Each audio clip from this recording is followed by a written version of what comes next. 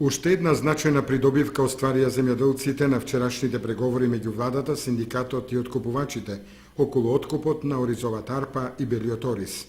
Именно откупно-преработувачките капацитети се обврзаа најниската откупна цена на килограм арпа да биде 20 денари, а зависно од квалитетот таа да достигнува повисоки износи. Тоа значи дека синдикатот и владата успеа во старт да издействуваат 3 до 4 денари повисоки откупни цени од тие што досега се применуваат. Претседателот на синдикатот на земјоделците Ставре Јанев со оптимизам гледа на постигнатиот договор.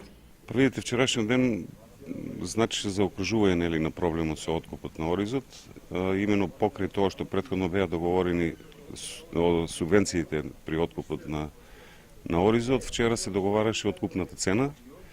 На овој состанок присуствуваа сите откупувачи, представници од синдикатот, представници од други земјоделски асоциации и при тоа беше утврдена цена која не треба да биде пониска од 20 денари. Значи да се стартува со цени од 20 денари и зависно од квалитетот таа цена да води по нагорна линија.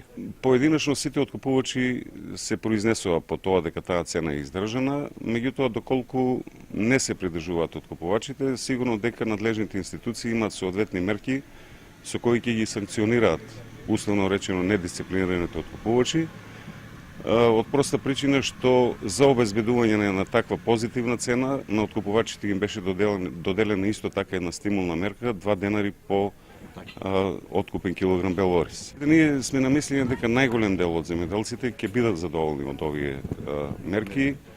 Можеби постои резерва кон и поголемите земјоделци со поголеми површини во однос на субвенциите од одредено незадоволство. Меѓутоа, се во се, јас сметам дека овој проблем генерално е затворен на позитивен начин и за земјоделците во целина и за откупувачите. Сметаме дека со еден таков пристап и во иднина, со надминување на одредени недостатоци кои ќе се јавуваат во тековното работење, ќе се гради една стратегија за оризопроизводството која ќе биде издржана за афирмација на оризот и во Република Македонија и надвор од Република Македонија со цел ова производство како традиција да остане да продолжи да обстои на овие простори.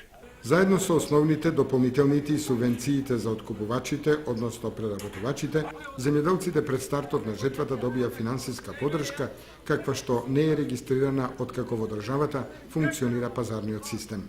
Доколку сите мерки заживеат и во практиката, тогаш може да се очекува во наредниве години оризопроизводството да забележи динамичен